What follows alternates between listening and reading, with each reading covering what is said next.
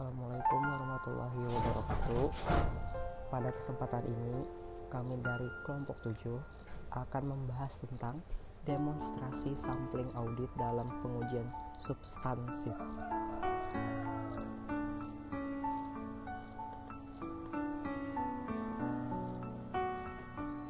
Konsep dasar. Ikatan Akuntansi Indonesia melalui Standar Profesional Akuntansi Publik Seksi 350 mendefinisikan sampling audit sebagai penerapan prosedur audit terhadap unsur-unsur suatu saldo akun atau kelompok transaksi yang kurang dari 100% dengan tujuan untuk menilai beberapa karakteristik saldo akun atau kelompok transaksi tersebut. Sampling audit dapat diterapkan baik untuk melakukan pengujian pengendalian maupun pengujian substansif. Meskipun demikian, auditor biasanya tidak menerapkan sampling audit dalam prosedur pengujian yang berupa pengajuan pertanyaan atau tanya jawab, observasi, dan prosedur analitis.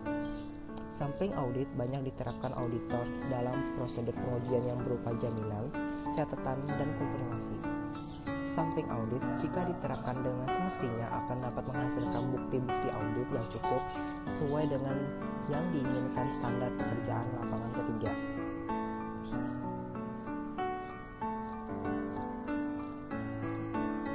Sampling audit dalam pengujian substansif dipengaruhi baik oleh resiko sampling maupun resiko non-sampling.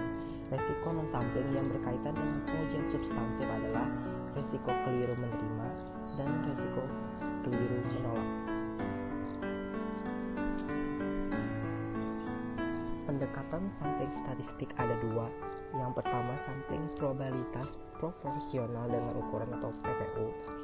Sampling PPU adalah suatu pendekatan yang menggunakan teori sampling atribut untuk menyatakan kesimpulan dalam jumlah rupiah, bukan sebagai tingkat deviasi. Jenis sampling ini biasa digunakan dalam pengujian substansif terhadap transaksi dan saldo-saldo. Yang kedua yaitu sampling variabel klasik.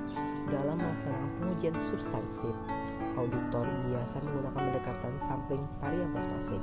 Dalam sampling variabel klasik terdiri MPU, selisih, dan rasio. Sampling probabilitas proporsional dengan ukuran atau PPU. Model ini terutama diterapkan dalam pengujian transaksi dan saldo yang salah saji terlalu tinggi dan akan berguna dalam pengujian piutang apabila pengkreditan yang tidak dikerjakan terhadap rekening debito tidak signifikan, investasi dalam suatu harga, pengujian harga persediaan apabila diperkirakan hanya terdapat sedikit selisih, dan tambahan pada aktiva tetap. Adapun rumus untuk menentukan ukuran sampel dalam sampling PPU adalah N sama dengan NB dikali FK dibagi SD dikurang AS kali FE.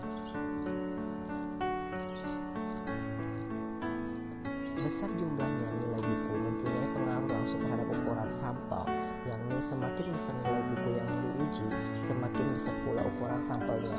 Dalam menetapkan tingkat resiko salah menerima yang dapat diterima, auditor harus mempertimbangkan yang pertama, tingkat resiko audit yang ditetapkan auditor bahwa suatu salah saji material tidak akan terdeteksi.